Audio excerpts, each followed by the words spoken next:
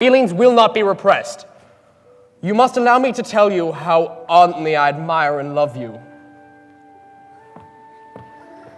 I dismay you. I'm slow, even dilatory. I should have declared myself at an earlier date, but there were, of course, the family obstacles, which always opposed to inclination. The general sense of your social inferiority, being a degradation of the line. I could not forget my responsibility to a way of life, a pride of place, which, given your circumstances, might exclude you entirely. And thus, the very ardency I described took place against my will and reason, or rather in opposition to my character and inclination. But the very strength of my attachment has made it impossible for me to overcome my feelings, and I may only hope that these feelings will now be rewarded by the acceptance of my hand. There. I have spoken ill, Miss Bennet, but mean well.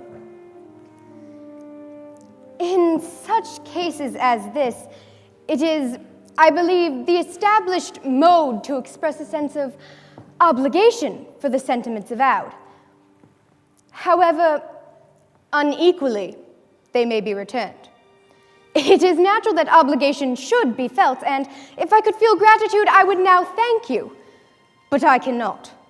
I have never desired your good opinion, and you have certainly bestowed it most unwillingly. The feelings which you tell me that have long prevented the acknowledgement of your regard can have little difficulty in overcoming it after this explanation. And this is all the reply which I am to have to honor. I might be wished to be informed why.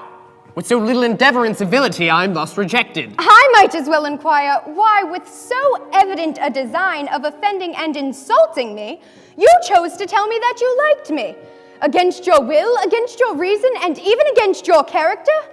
Was not this some excuse for incivility if I was uncivil? But I have other provocations. You know I have.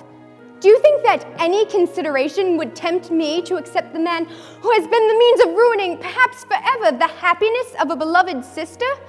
You divided Mr. Bingley and Jane from each other. Or at the very least, yours was the principal means, involving them both in misery of the acutest kind. I've no wish to deny that I did everything in my power to separate my friend from your sister, or that I rejoice in my success. Quite clearly said. But it is not merely this affair on which my dislike is founded. Your character was unfolded in the recital which I received many months ago from Mr. Wickham. You take an eager interest in that gentleman's concerns. Knowing his misfortunes, who would not feel an interest in him? His misfortunes! And of your infliction. You have withheld the advantages which you must note have been designed for him, and yet you treat the mention of his misfortunes with contempt. And this is your opinion of me. I thank you for explaining it so fully. These bitter accusations might have been suppressed had I, with greater policy, flattered you into the belief of my being impelled by unqualified, unalloyed inclination.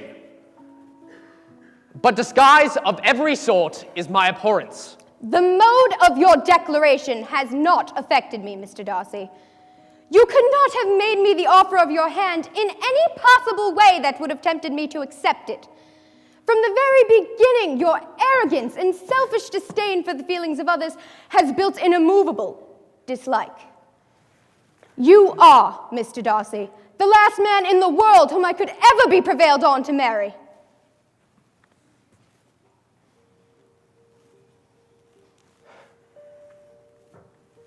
You have said quite enough, madam. I perfectly comprehend your feelings. Forgive me for taking up so much of your time, and accept my best wishes for your health and happiness.